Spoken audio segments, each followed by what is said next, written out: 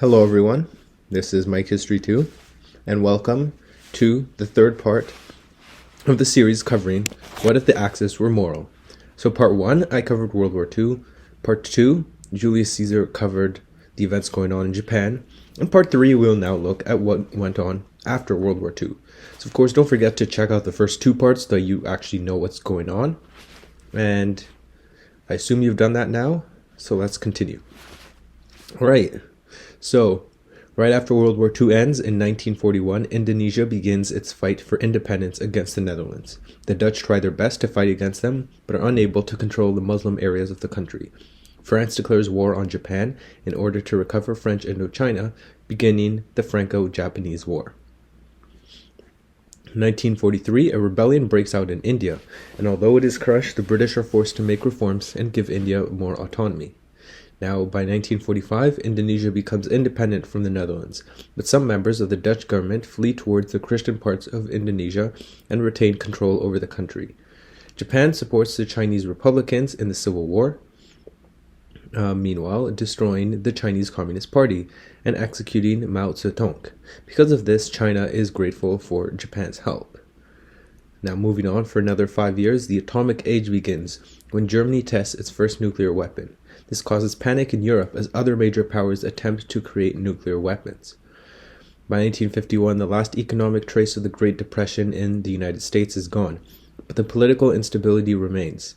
In fact, the United States has not truly recovered from such a hell because it never got involved in the war.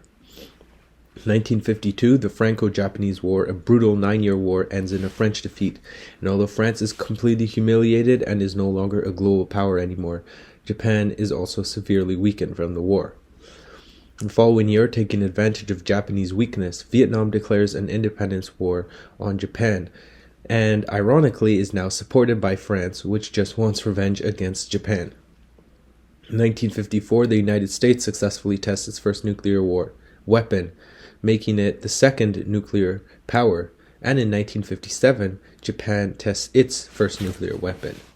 In 1960, Richard Nixon is elected President of the United States, and the following year, Japan uses its nuclear weapons against the Vietnamese in their war for independence.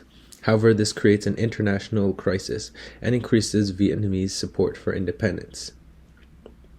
Back in the United States, Martin Luther King is put on death row in 1962, causing African Americans to revolt. The next year, Vietnam gains independence after a large amount of support following Japan's nuclear attacks. In 1965, the United Kingdom tests its first nuclear weapon, and the United States enters a full civil war, with the United Kingdom aiding the African American rebellion that had been caused by Martin Luther King's imprisonment.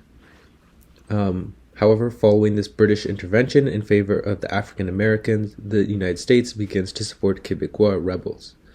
Between 1966 and 1968, the American-Canadian crisis occurs, with an American invasion of Canada and British backing of the rebels. Richard Nixon attempts to make a coup against the government, but it fails. Meanwhile, the reformed American government retreats from the most unstable areas in the South, and the British establish a separate dominion in Quebec. And so a lot has gone on.